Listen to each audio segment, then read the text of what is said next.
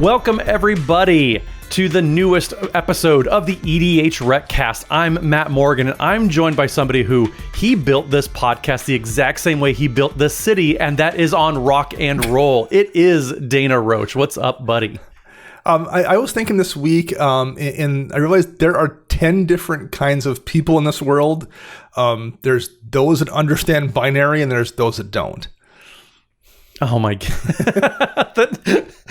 that takes a beat. Take just a beat there to have a hit. But it didn't make for good radio, but it really did that hit a good spot. It built the city on mathematics. On mathematics and code. That's what we're going with.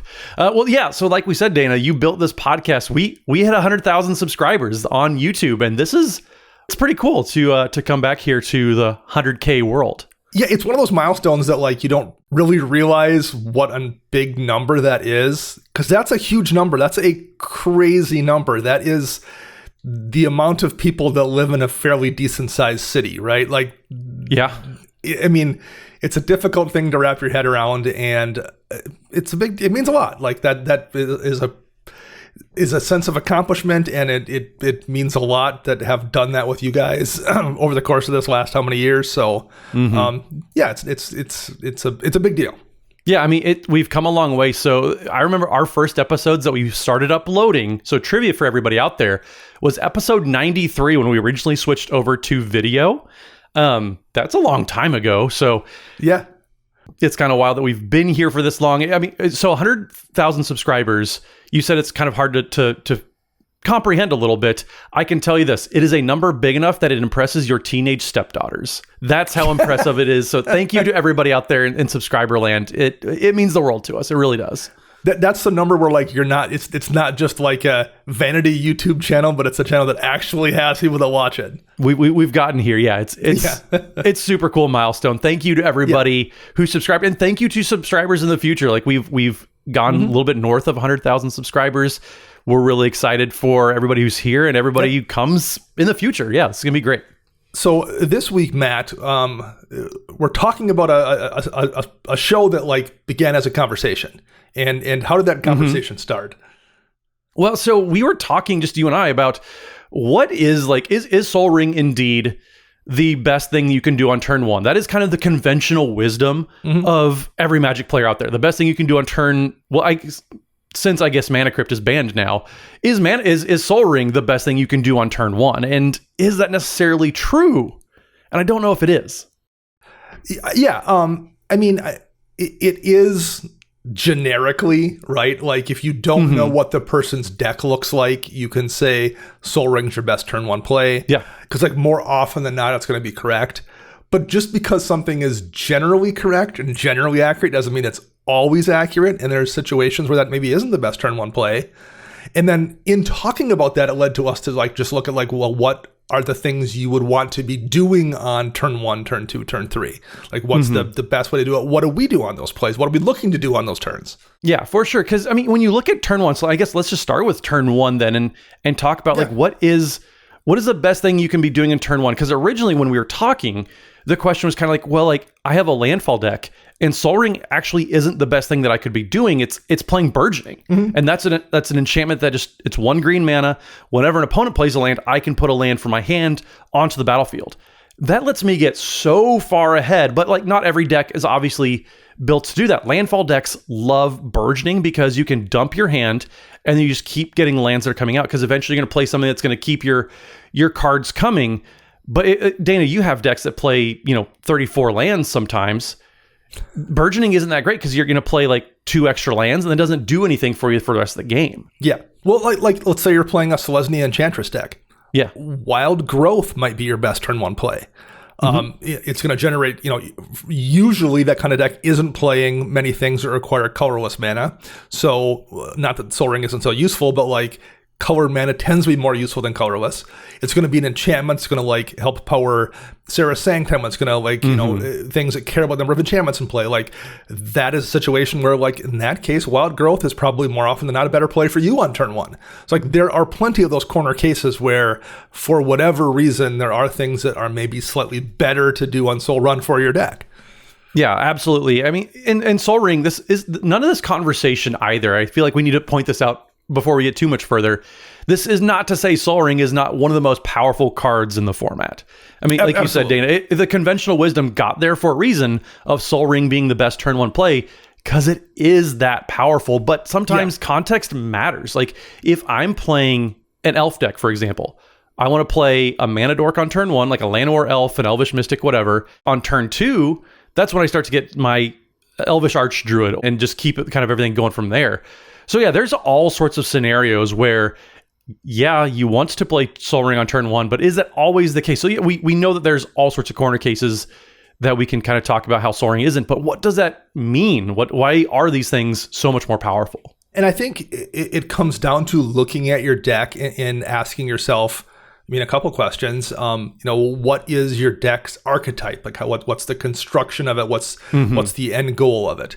What's your game plan, end goal? Like, where are you trying to get to? What is your commander's cost? Like, how fast do you want to get your commander into play?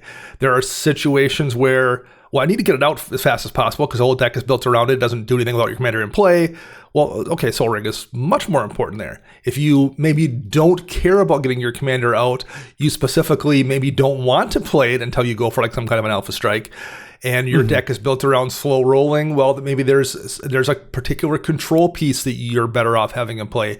Maybe some kind of a one drop, is an Amulet of Vigor in your particular deck more useful to how your deck is brewed. Great. Yeah, like those are the questions you need to ask yourself to kind of figure out, okay, what is my deck wanting to be doing on turn one? And can I try to make that happen versus, just kind of stumbling into it maybe? Yeah, for sure. And so here's a fun stat for you too, Dana. So of the top 8 creatures in the past 2 years that we've seen just getting into decks in general, whatever that is, 6 of the top 8 are 1-drops. Whether it's Birds of Paradise, both of the hierarchs, you have Noble Hierarch and Ignoble Hierarch, and then just Llanowar Elves. All these creatures are doing one thing, and it's generating mana for you on turn 2. Yep. And that kind of shows along especially when you combine it with Sol Ring being the most powerful and popular card in the format. Players just put such a huge emphasis on wanting to have a turn one play. I think later on in the episode, I know you and I are going to disagree a little bit on when you really should put your focus on the early turns. But players by and large have a huge number of resources they're putting into their 99 of their decks into having a turn one play. Yeah. Well, and more often than not, to having a turn one play that generates mana. And not just generates mana one time. It generates mana. That Sol Ring isn't making you 2 mana. It's making you 2 mana, and then every it's making turn. you 2 mana, and it's making you 2. Right. The land you ramp is making you additional mana. Like that stuff all snowballs, and the sooner you get it out, the more value you get out of it. Yeah. So yeah, like there's a reason. If for more often than not, if Sol Ring isn't your best turn one play, your best turn one play is something that somehow generates mana for you. Yeah, well, and so I want to ask a question too, because you just kind of explained why having that mana dork on turn 1 is so powerful. But I think that there's a ton of value into playing other things on turn 1 that aren't exclusively mana dorks, because, man, one of the most powerful and just kind of sometimes oppressive feeling cards to play against turn 1 is something like Esper Sentinel, which that's the 1-drop that comes out, and you're just going to draw a ton of cards. And if you get a chance to draw even 3 or 4 cards over the first 5 turns of a game, that Esper Sentinel is going to feel like a massively powerful investment for that turn 1. Even though you're giving up mana on turn 2 or 3, man, that puts a lot of pressure on a game just in general. Yeah. Mystic Remora, similarly. It's something that you are going to put into play, and it's not even a situation where someone has to choose, do I want to pay the tax? Really often it's, I can't pay the tax. So I have to either not play something, in which case that's probably a win too, or they are forced to make you draw a card because they are literally unable to give you that mana. So like that becomes a really strong play at that point in the game too. Yeah, shoe in for sure. So real quick, before we get too much further, we got a few quick shout outs that we need to do, but then we will get into what are the best things that we can be doing on the first few turns of every single game. So let's take a quick break and get into it. We are excited to be teamed up with Dragon Shield. I just got in a couple boxes of their new non-glare sleeves and put them on my newest deck. And they work great at dealing with that kind of harsh overhead neon light glare you get at pretty much every LGS that you've ever stepped foot into. Every LGS, every Magic Con, all of them. I love these non-glare sleeves. These are fantastic. Yeah, they work great for like just making your cards readable and easy for people to play. Actually, they work really slick too. I noticed trying to play on a webcam, keeping those overhead lights at least reduced a little bit too, because I am never able to like get that lighting angle just right so it doesn't cause glare, and they help with that a lot as well. Oh, for sure. If we would have had these back in like when we were playing on Spell Table all the time, this would have made a huge improvement. So yeah, if you're playing on webcam, doing anything, these non-glare sleeves are just absolute must-haves. They shuffle, like they have a nice feathery feel to it. It's not like kind of sticky almost like a lot of sleeves. They shuffle well. I love these. So yeah, good call on these, Dana. If you use coupon code EDHREC or just click on the link in the description below, you get 5% off any Dragon Shield product. It makes your purchase cheaper and it supports the show. Do what we do and protect your deck like a dragon. Yeah, Dana, I absolutely love getting to work with Dragon Shield. Get to do a lot of really cool things with them. If you go to MagicCons, we're going to be at their booths. We're going to hang out with everybody there too. But you know who else I like besides Dragon Shield? They're cool. You like the patron supporter of the week. I do like the patron supporter of the week. I like anybody who goes to patreon.com/EDHRECast. I mean, I like all of our listeners, not to say we don't, but an extra special thank you to all of our subscribers who go to patreon.com/EDHRECast. And there's all sorts of ways you can get yourself just a little something in return for supporting us over on Patreon. Whether you want to join our Discord community where there's all sorts of happenings over there. People are organizing games, talking about preview cards. I mean, we're in the middle of like 3 different preview seasons right now between Spider-Man and Avatar. There's all sorts of talk over there. If you want to join that patron exclusive Discord server, you can do that over at patreon.com/EDHRECast, including getting in the running for the patron of the week. Yep, and this week we're shouting out Jeff Ivy. Little known fact, this is the long-lost brother of Poison Ivy. So thank you so much, Jeff, for supporting the show. It helps keep the lights on here at EDHREC, and it makes this show possible. Thank you so much for your support, and thank you to everybody, whether you're subscribing on YouTube, whether you're going to Patreon, all of that. All of our fans out there, we appreciate all of you. Yes, thank you very much, everybody. It helps keeps the lights on at EDHREC and helps make the show possible. So let's get back into it then, Dana. So we were talking about just all these different turn one plays you can make, but I want to give a little bit more air real quick to what are the different categories that these kind of early plays fall into. So we talked about how, like we said, 6 of the top 8 most played creatures in the format are 1-drops. So let's just get the mana conversation out of the way, because we already talked about mana dorks and playing Birds of Paradise to fix your mana, get you extra mana on turn 2. But there's all sorts of alternatives too, just beyond playing a bunch of mana dorks and those creatures. Yeah, I mean, there's like one-time burst effect mana, Dark Ritual being the most obvious version of that, where, you tap that swamp or whatever it is to make a black mana, then you cast Dark Ritual to get access to 3. And particularly if you have a powerful commander that, you can cast for 3 black mana, that's definitely competing with, if not better than, Soul Ring in that situation. If your deck is built that way, that can be the strongest turn 1 player for you for sure. But sometimes, if there's a situation where like a Simian Spirit Guide or Elvish Spirit Guide or something that you can discard to generate a mana, that little burst is enough to get it. Like if you have a cheap aggressive commander that you want out as fast as possible, for you that might be your best turn 1 play as well. Yeah, and that's just sacrificing a lot of your cards in hand just for that temporary burst, because sometimes all you need is that little push over the edge, and just once everything's up and running, it's super, super powerful. I know it wasn't always a turn 1 play, because I don't think it ever happened, but back when I had the original Narset, the hexproof one, I was playing all of those ritual types of effects because all I wanted was just to roll the dice and see how quickly can I get my commander out. And so I was playing,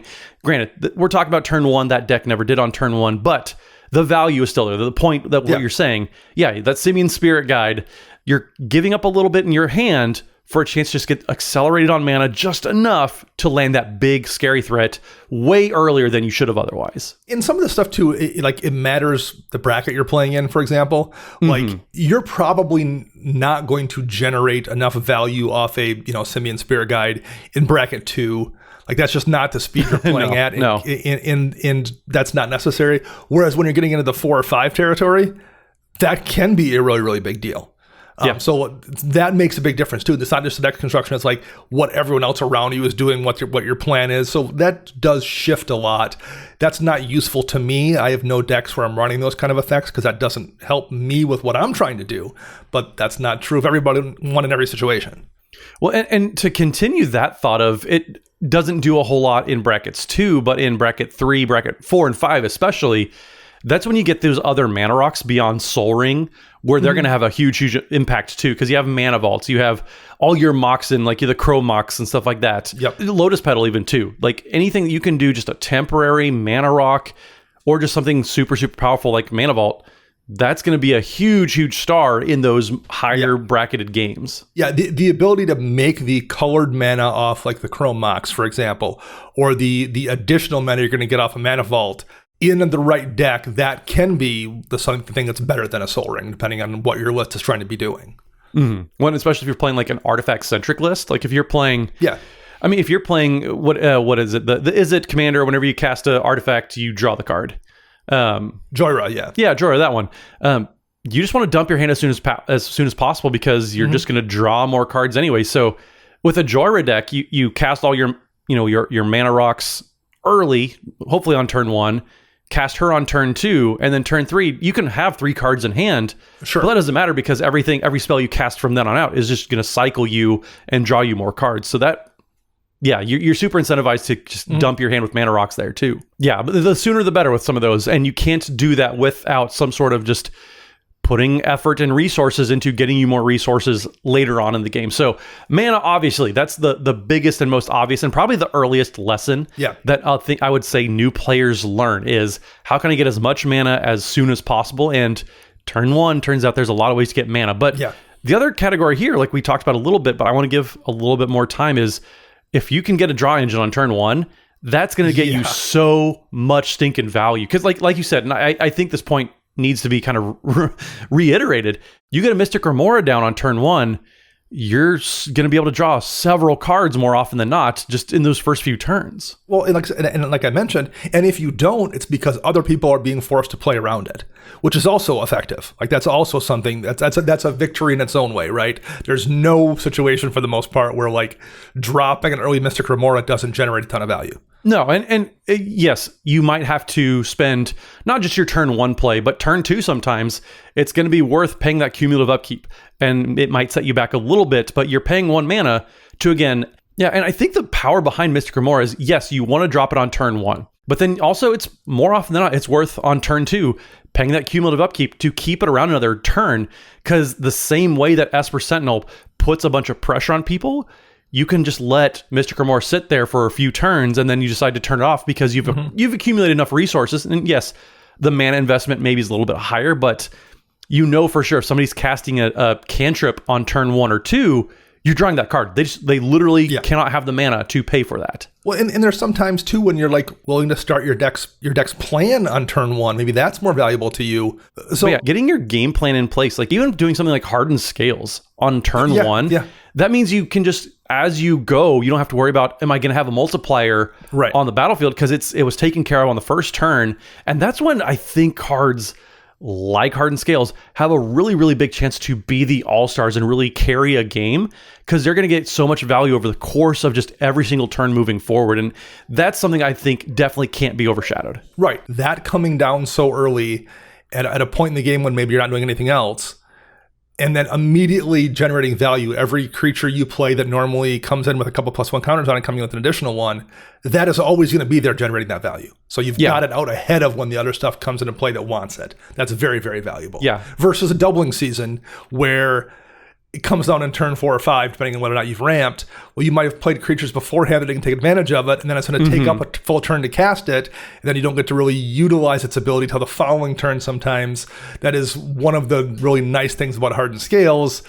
It can get in before you start doing your things.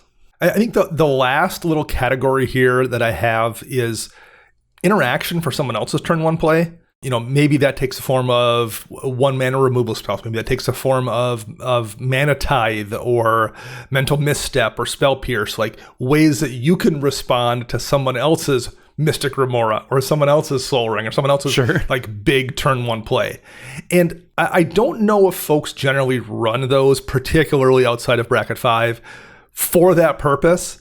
But if you are playing like fast and powerful Magic, you might not have Mental Misstep in there to deal with that turn 1 play, but the fact that it can also deal with the turn 1 play is a really nice bonus. Oh, for sure. But I do agree with you. You're probably planning less on metagaming unless you're at bracket 4 and 5. Yeah. You're not trying to counter somebody else's turn 1 play, because just more often than not, it's not that reliable to anticipate a turn 1 play from a bracket 2, especially when you're playing at bracket 1.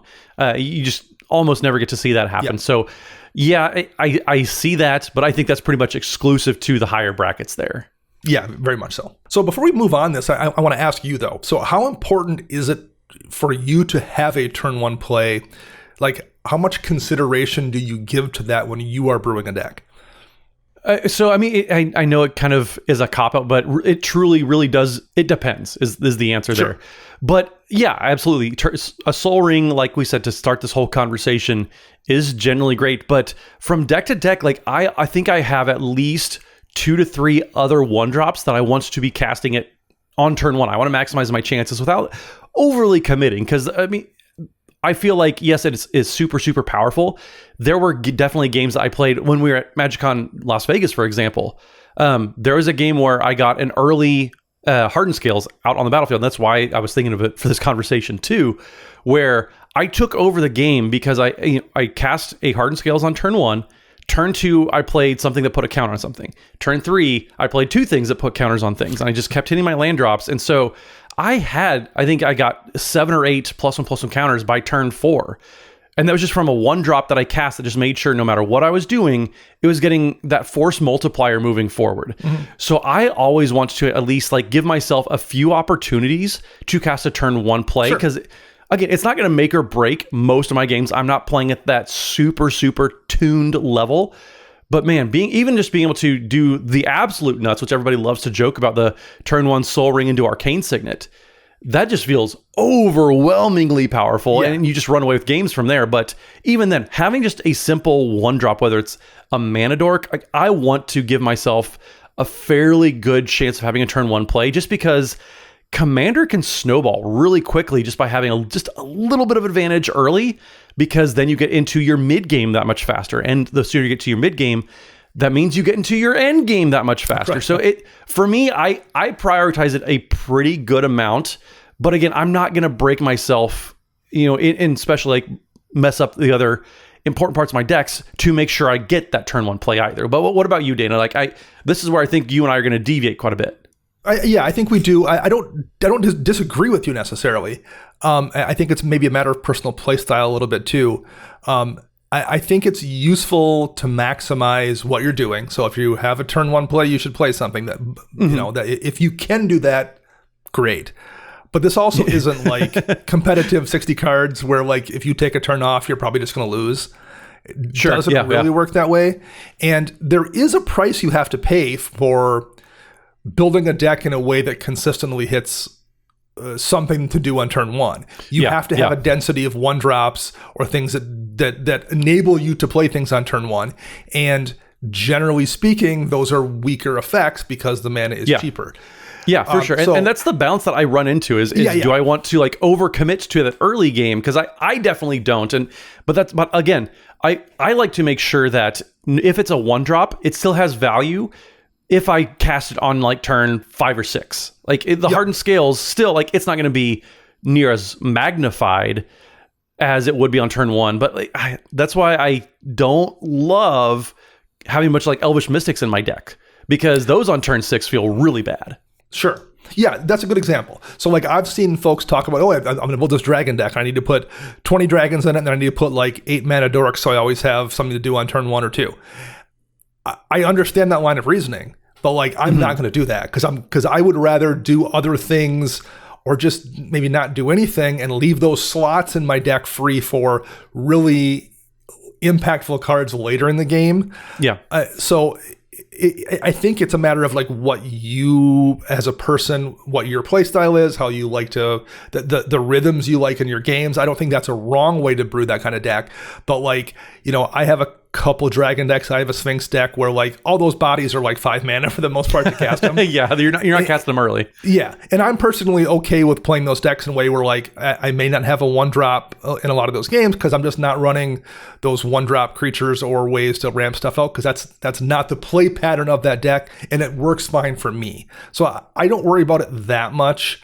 So if I hit one of the half dozen cards, that's great. And if I don't, I tend to not worry about it as much as some people do when they're brewing. Well, but Dana, also you're talking about like your Sphinx deck that you don't have any early plays. Well, that's an Azorius deck. That's blue and white.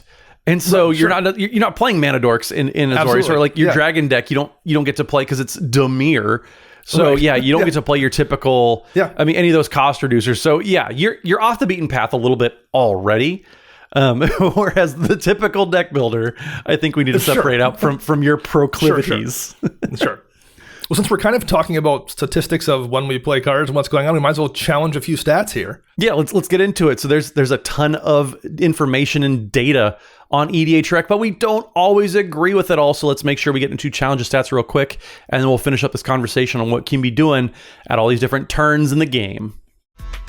This episode is brought to you by Archidekt, the very best commander deck building website. We house all of our decks on Archidekt, which you can find linked in all of our episodes, or go to archidekt.com/EDHRECast. And by now, you've probably heard of my favorite feature on Archidekt, dragging and dropping directly from Scryfall or EDHREC right into your deck list, saving you tons of time on typing out your card choices when you're updating your list. And you probably also know that Archidekt's playtester is the very best in the biz, smoothly starting each new turn with a swift draw and untap, easily grouping and tapping things en masse if you need it, making searches and scries super simple, proliferating a bunch of counters with just one click of a button, and more. But did you also know about its playtester logs feature? Archidekt can track stats during your playtests, noting such data as your number of cards drawn each turn or number of mana producers played each turn, so you can see how often you're hitting your land drops or how many extra cards that you draw, and on what turns you're most likely to start drawing extra cards. I just playtested a +1 counters deck to see how much total power it could accrue on the field, and Archidekt tracked for me that I got up to 48 power by turn 6. Such easy access to a detailed recap of your playtests can help you get in tune with how your deck really works, or help you locate its weak spots, and all those little edges and extra bits of knowledge could make all the difference to make you more successful at your next game night. Check out our decks at archidekt.com/EDHRECast, that's ARCHIDEKT.com/EDHRECast, and thanks again to Archidekt for constantly innovating and for sponsoring the show. My challenge this week is for the card Bequeathal from way back in Exodus. It's a single green mana for an aura. If enchanted creature is put into any graveyard, draw 2 cards. Now, this isn't a thing you're like just going to randomly put in a deck and hope your creature dies, but there's a whole lot of decks out there where creatures are going to die in a really predictable way. And if you are playing one of those decks, the kind of a worst case scenario for this card is 1 mana, draw 2 cards, which is about as good of a rate as you are going to get in any kind of a deck. The way I've seen this played recently was it popped up in a friend's Stang Echo Warrior deck. Puts it on Stang, it makes a Stang Twin token that has a copy of the aura on it, end of the turn, that all gets sacrificed. So basically this is put it on your commander. If the commander goes away, you draw 2 cards, but you're also drawing 2 cards every single turn off the Stang Twin. For the amount of mana you spend to put this in that deck, it's really, really good. I've seen it in a Muldrotha deck before where you're recurring creatures that you're oftentimes sacrificing. You know, this makes for a really cheap choice for your enchantment to bring back to put on that Sakura Tribe Elder that you're going to sacrifice anyway and just get a bunch of free draw off it. It's only in 5,000 decks. It's a dirt cheap card to buy. It's dirt cheap to cast. It has a ton of utility and it should see more play. Yeah, I dig this a lot. This is a really gnarly engine if you have any way to loop it. This is a really cool card. This is a really old card, but really cool. So I'll get into my challenge this week, and my challenge is courtesy of an email that a listener sent to us, which you can all do at edhrecast@gmail.com. But Andrew Bort sent us an email with a really cool challenge that said, I'd like to submit a challenge for the card Dragonfire Blade in Narset Enlightened Exile decks, particularly decks that are interested in her ability to reanimate spells and cast them from your graveyard. Currently, it's showing up in fewer than 90 of her 9,500 decks on EDHREC. And so there's a couple cards here, and Dragonfire Blade isn't the most played card out there, But Narset Enlightened Exile is the Jeskai commander, so 1 in Jeskai for a 3/4 human monk that says creatures you control have prowess, and then whenever Narset Enlightened Exile attacks, exile target non-creature, non-land card with mana value less than Narset's power from a graveyard and copy it, and you may cast it without paying its mana value. So Dragonfire Blade is a newer card. It came out well, it's not really newer because it came out this year, but 4 sets ago, it feels like, back in Tarkir Dragonstorm. So Dragonfire Blade is another one of those spells that you can cast super early. You can cast on turn 1, sets up for everything. See how this challenge fits in with the main topic, everybody? Good call, Matthew. So Dragonfire Blade, 1 mana for an equipment that says equipped creature gets +2/+2 and has hexproof from monocolored and has the equip cost of 4 mana, but it costs 1 less to activate for each color of the creature it targets. So, as Andrew goes on to point out, you can target Narset Enlightened Exile with this, and it only costs 1 mana to equip because of the cost reduction there, which also then buffs up Narset's ability to reanimate and cast bigger spells from your graveyard. So, this showing up and has the rough equivalent mana investment to something like Lightning Greaves or Swiftfoot Boots, which show up at a significantly higher percentage.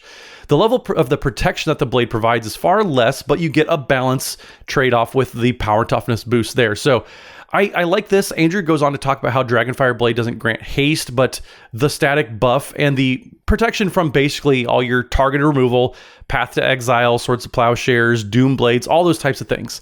If you're playing Narset, the value of protection for your commander, and it gets you the ability to cast bigger spells from your graveyard, this is such a good card. And this is true. I like this challenge a lot. It's actually in about 100 decks now, so it went up just a hair in Narset Enlightened Exile decks, but there's a ton of Narset decks out there, and not very many of them are playing Dragonfire Blade. It's $1 out there. I've tried this in a couple other decks already, and I've had some pretty good luck in this. So if you're looking for something that's going to trigger Narset's Prowess trigger, for example, this is going to feed that. It's going to make Narset bigger. There's a lot of things to like about this, and depending on your play group, if there's a lot of single target removal out there that's just 1 mana, which means it's 1 color, Dragonfire Blade is a great addition, so make sure you give that a look. And Challenge of Sets is brought to you by Cardsphere, the best way to turn your unplayed cards into played cards. Last week I talked about how I had cards showing up from my decks that people had sent out from their pre-release that arrived before the set was even officially available for purchase. And I want to stress again how useful this is. So we recorded that show and I talked about how they were on their way to me. Well, after we recorded, I actually went to my LGS and played that week, and I had 2 different people ask me how I had somehow managed to already have all these singles I wanted from Edge of Eternities in my decks 2 days before the set actually came out. And Cardsphere is the answer. You just send out cards that you don't need or don't want and build up credit, or you just buy credit outright and people send you cards you want and need. It's that easy and it's that fast. You get cards sometimes sent to you before anyone else even has access to them. Just go to cardsphere.com/EDHRECast and check out our favorite way to build up decks. All right, Dana, so we spent the first half of the show talking about turn 1, and turn 1's important. You always get turn 1. You're not always guaranteed a turn 2, though, and especially in Commander. But let's talk about the most powerful plays, because I know that, if you've played the Soul Ring on turn 1, or even if you haven't, turn 2 is really where you need to start getting something going. Just with how efficient the game and the format has gotten these days, turn 2, you got to have something to do. So what do you like to kind of focus on when it comes to starting your second turn of the game? So for the most part, there's 2 things I'm looking at here. I want to ramp on turn 2 more than I want to ramp on turn 1. Not that turn 1 ramp isn't important, but it tends to be the things that are of lesser impact over the course of the game, and they are that burst for that turn. And I don't, like I said, we don't really play at that power level where I need to have some things in play to impact the game moving forward like you do in CEDH. So I'm perfectly fine doing my ramp on turn 2. And I'm also okay with starting my game plan on turn 2 here. We mentioned a +1 counters kind of deck before. If I'm running, say, a Gyre Sage in a +1 counters deck, which is a great card to have in that deck, wanting to get that out in turn 2, that's great. That gets extra priority. This is where I'm starting to do one of those 2 things. I'm looking for either ramping out, or I'm looking to start my game's plan in both of those 2 things. I'm absolutely making sure I have a really good chance to do one of those 2 things on turn 2. Yeah, I do think that turn 1, I think, can snowball way easier than turn 2 can, just because you can start getting those extra resources on turn 2. But turn 2 play, I think, might be more important, might be more vital, dare I say, to your overall game, because that's when, if people are playing something, if somebody did especially play something on turn 1, if you don't have a turn 2 play, if you don't have something to start spending your mana on, I really think that is kind of when you start to lose the game, because you're putting yourself so far behind from other people being able to spend cards, get that accumulated, resource generation going on. So it's super important, unless you have like a hyper reactive and very deliberately slow game plan, you have to be doing something on turn 2. And if you don't cast anything by turn 3, you can kind of just assume like you're working an uphill battle the rest of the game. Yeah, I feel like to consistently have a turn 1 play, you have to make trade-offs somewhere else, and maybe that's worth doing. But maybe it's not. Whereas I feel like in a turn 2 deck, the trade-offs to have a consistent turn 2 play are almost always worthwhile. That the things you're doing are a little bit more powerful, and it's worth that trade-off to brew your deck in a way that you have a really good chance at having a turn 2 play. Well, and two, with a lot of those early plays, like if you're playing something on turn 2 and you just happen to, you draw it and have to cast on turn 5, for example, a lot of the times, like you said, the trade-off is okay, because you're still going to get enough generic value out of it. And it's, depending on your commander too, you might even get rewarded for doing that. That's one reason that I know in my landfall deck, for example, I have an Omnath Locus of Rage deck that is all about landfall. Well, I don't want to cast turn, on a turn 6 Rampant Growth, for example. Well, thankfully, I have a commander that, I cast Rampant Growth, I grab a basic, at least I'm getting a landfall trigger out of it, so there's some sort of synergistic something or other. But obviously, I want to cast that Rampant Growth on turn 2. I want to do something super, super early, because then I can get to my Omnath all the much sooner. So is it make or break? You're kind of getting there, but at least a lot of these turn 2 drops that you're talking about, Dana, I agree. There's value. There's a little bit of a trade-off there, but the value on a 2-drop in later turns is way better than a 1-drop outside of Soul Ring on outside of turn 1. And they also tend to not interfere with what you're doing on later turns. So like if you hit turn 6 and you're like, okay, well, I want to play this 4-drop, then you can very easily still play that Arcane Signet in playing that card that's like made for turn 2 on turn 6 oftentimes doesn't interfere with the main thing you want to be doing. Whereas once you get up into like the 3-drop range, even definitely the 4-drop range, then if like that's where your ramp is, that does risk interfering with the main thing you want to be doing. It can't be the secondary thing that has no downside. It becomes something that you have to make a choice. And that gets way more tricky in terms of evaluation when it's forcing you to pick between one of two things versus doing both of the things. Yeah. Well, and so we talk a lot about it depends on your game plan type of question here. So I'm really curious about what you think, and this might turn into when we talk about the next turn of turn 3. What do you think is better between doing something like a Herald's Horn, where you get into some of these, say you did have a turn 1 spell that you did, a mana dork, some sort of ramp, whatever. Is it better to have a 3-drop on turn 2, or does it turn into it's better to have a 4-drop on turn 3? Because this is like the type of question that I find myself asking a lot to myself, but also I hear other players on social media asking this a ton too. So I tend to subscribe to this school, and again, this has to do with the power level I tend to play at. The first person that plays a real problem is the first person to have their real problem removed. So I would tend to lean into playing the Herald's Horn that while useful is not going to be the kind of thing that anyone cares about removing, versus getting the Anointed Procession out fast that every single person at the table is going to be like, well, do I have a way to deal with this? And if they don't, they're going to try to find a way to deal with it. I like to play my threat, third or something in line. So like, it's not being targeted by people versus getting that threat out first. That's probably some of that's the power level I play. That's maybe personal play style as well. But for me, I would much rather play a subtle utility spell than play something that's like going to paint a bullseye on me. I mean, that is very much your style. I'm going to play something. You love those cards, and I found myself putting more and more of these cards into my own decks too. So you have been rubbing off on me when it comes to, I'm playing cards that are good, but they're not threatening. Like you may not realize that the Herald's Horn is actually how I won the game, because it made the cost of all of my Heir Apparents in a certain deck cost one less. Well, that gets kind of obvious, but like the card advantage, even if you're not cranking out card after card with the cost reduction, like if you put it in your Sphinx decks, for example, but you draw 4 cards off of it for 3 mana, that's a fantastic rate. Yeah. Yeah. And if someone removes it too, it's one of those things where like, well, it's a Herald's Horn.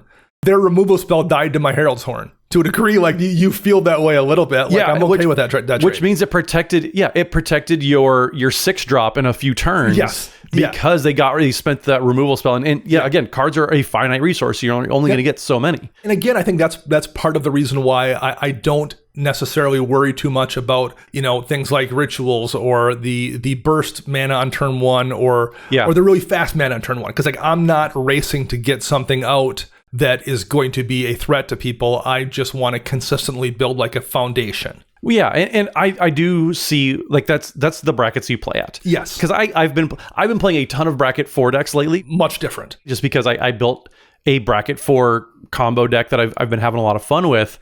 But that is where you kind of have to make sure your thing sticks first, because everybody else is playing counter spells, and you want to make sure you have your resources before other people. And so again, that's where those rituals, that's where those Simian Spirit Guides, those cards, they really get a chance to shine. And they may not be a turn 1 play. They give you the 1 mana, but they're making sure that you're getting something just a turn or two, something earlier than it should be. And that's where something is just so powerful, and making sure you have the access to be doing that. But again, the trade-off is always going to be there. Even if you're playing CEDH and you top deck a Simian Spirit Guide, that's not going to help you very much if it's turn 7 and everything's kind of like grinded to a halt. Right. Or you have no way to protect the thing that you're powering out quickly. Mm-hmm. Yeah, 100%. If you're doing it and you're just vulnerable and like, well, I already had to discard a card just to get this enough mana to get this out, and now I'm risking you removing it, and it's going to hurt that much more. Yeah. The amount of variables you have to consider go up with those kind of things as well. Yeah, for sure. Okay, so then let's get to turn 3 proper. So turn 3 happens. Say you've had at least a thing that you did on turn 1 or 2. What are you looking to do on turn 3 that's really going to help you get to turning the corner then, Dana? I'm still comfortable with ramping on turn 3. I've heard, people, Kadama's Reach and Cultivate being the prime ones. Like, I don't run those into my decks anymore. I want 2 mana ramp. 3 mana ramp is too much. I'm still comfortable with playing those on turn 3. You're still playing Cultivate? I still have a Cultivate and a Kadama's Reach in a couple decks. Okay. They're slower decks. Like if I was playing, some kind of an elf ball deck, I wouldn't be worrying about it. Number one, you have access to elves that tap for mana too. But like if I was playing something super aggressive, I probably wouldn't worry about it. My green decks aren't aggressive enough that like I feel like I can still slow roll a little bit and not feel too bad about a turn 3 Cultivate, particularly because it gives you that land on turn 4. It's not just a ramp. It's like making sure you have lands for the next couple turns as well. Yeah. I'm still okay with that, but this is absolutely the turn where like I need to be doing something that's progressing what my game plan is. If I can't see things beginning to develop on turn 3, that's a problem. And it's the kind of problem that like if that occurs multiple times, I need to take a look at my deck to figure out why I'm not starting to do something by turn 3. Yeah, I mean, I don't like to take hardline stances on this show very often. I'm going to make one here. If you are not, yes, you might build your deck certain ways, but if you're not mulliganing aggressively enough where you have something to cast on the first 3 turns, you're doing it wrong. You need to be aggressively mulliganing, because everybody gets a free one. If you don't have something to do in your hand on that opening hand that you can cast before turn 3, you need to mulligan that hand. You cannot keep that. You are putting yourself so far behind. That is just a recipe for disaster. I mean, you mentioned my Dimir Dragon deck. I don't think there's I think there's 1 4-drop in that deck in terms of creatures. Sure. The rest of them are all 5 or more. But you're still doing things those early turns. I am not just like draw, go, passing lands, playing lands, and hoping I can start dropping 4 and 5 drops.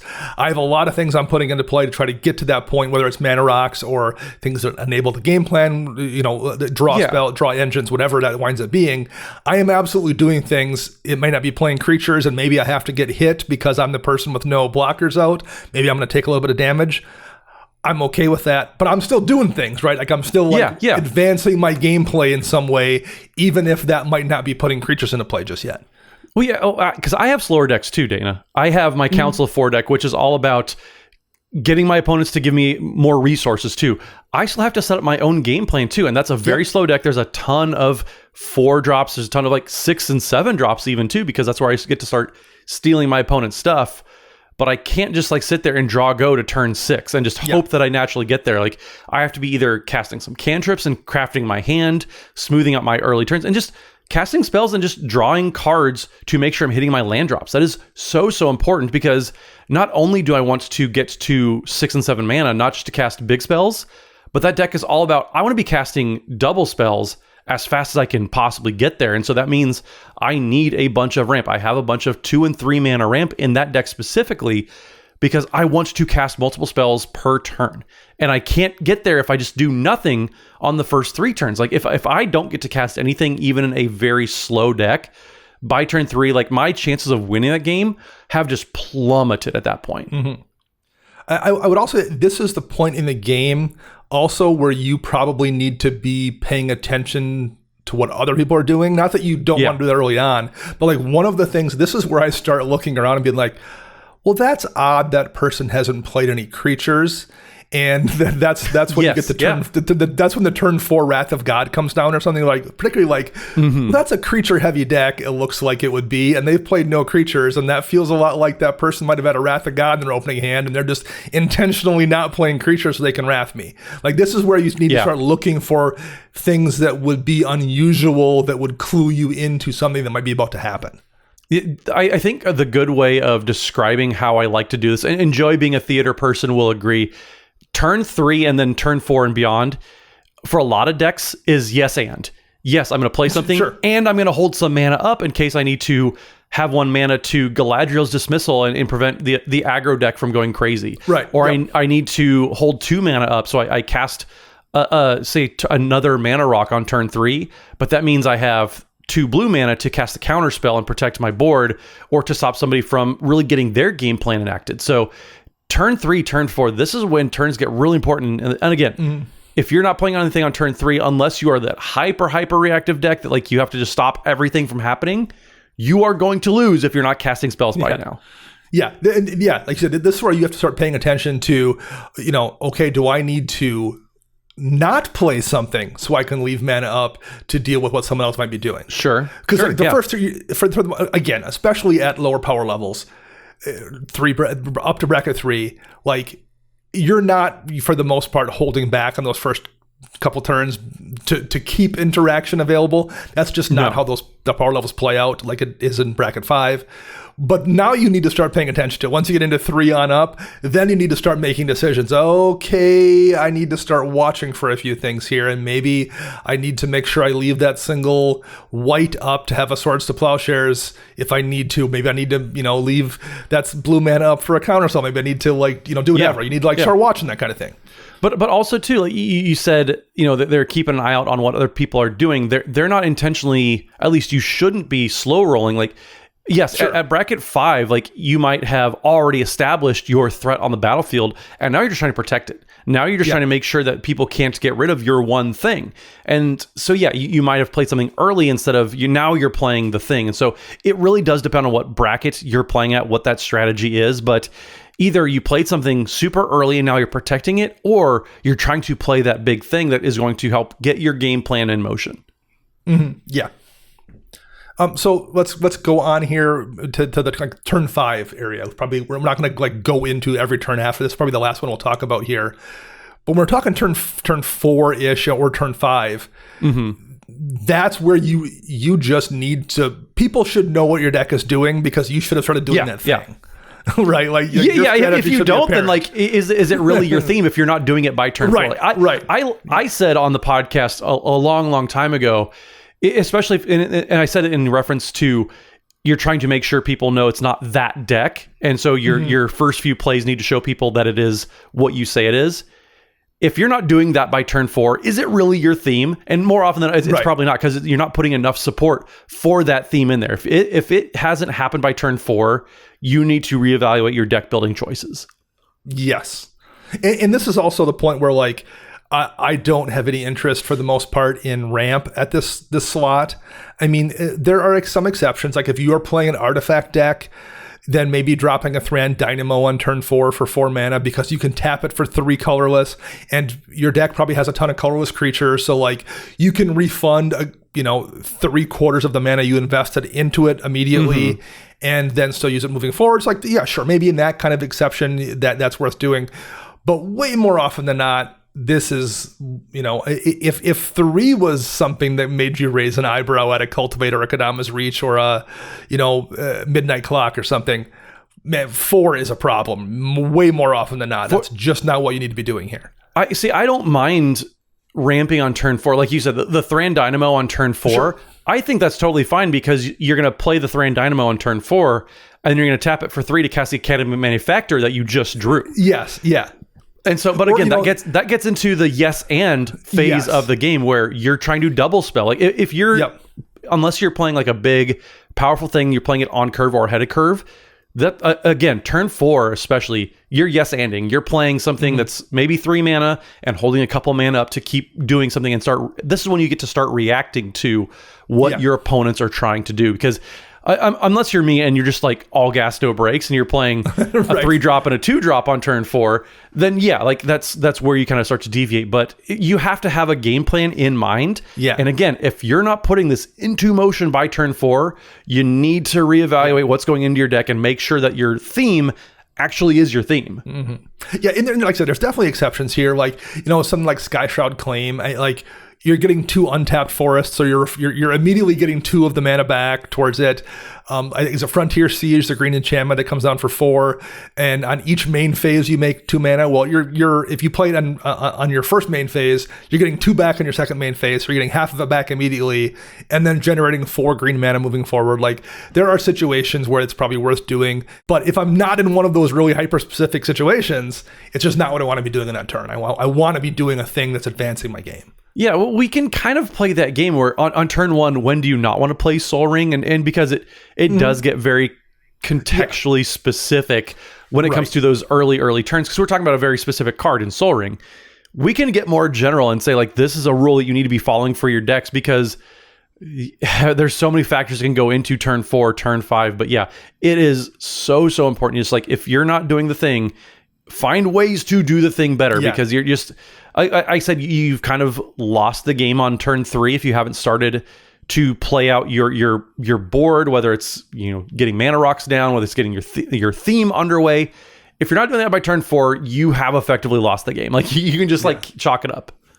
Yeah, I mean, the weird exception being like something I mentioned before, like there are situations where you open that game and you're like, oh, I have an Austere Command here and 1 land ramp spell, and I'm just going to do absolutely nothing for these first 4 turns and kneecap everybody on turn 5 with this Austere Command, and going to take out every artifact and creature or something, like, based on what the board situation looks like. But outside of those really narrow situations, you're just not going to bounce back for the most part from not playing anything those first several turns. You're just not.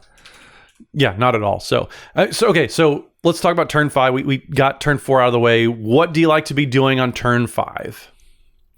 That's where not only should your game plan be evident and be in place, you should start then like turning those levers and ratcheting it up. You aren't just putting counters on things, you're putting a lot of counters on things. You're not just making a few tokens, or you're like getting in a position to make a whole bunch of tokens. You're not just like looking to do some aristocrat stuff. You're looking to do it to the point where you're like dinging people for like 3 or 4 damage per turn. Like, your game plan is not just being set up, you've begun to execute on it by turn 5. Yeah, I think, and we're not saying you have to start to win the game, because that's again, no, for sure, gonna be bracket dependent.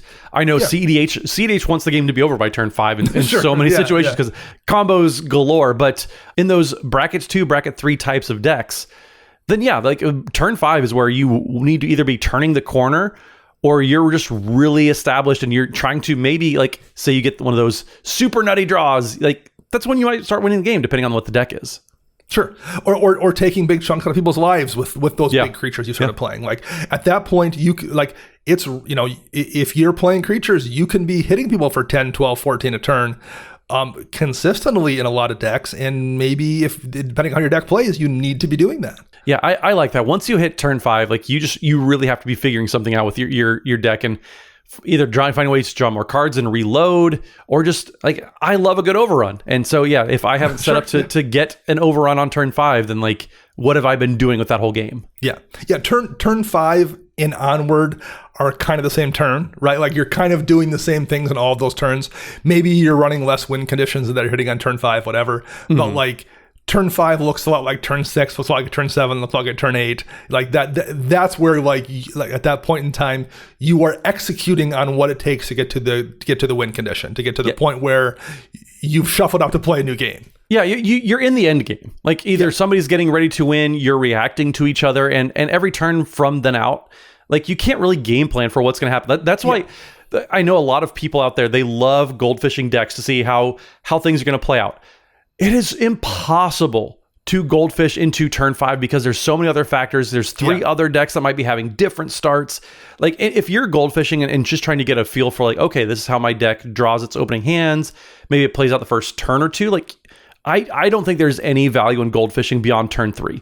There are too many factors out there. Yep. But if you need to just get a good vibe on like how the first turn or two, how likely you're going to get a couple draw spells, some mana rocks, whatever, that's awesome. That's what goldfishing is for. But I've seen people say like, well, if I goldfish to turn 7 or 8, I'm like, no, there's no value in that, because there's no way to predict like what is going on. Like, how are you going to react to people? How are people going to react to you? There's too many factors in there to goldfish efficiently that way.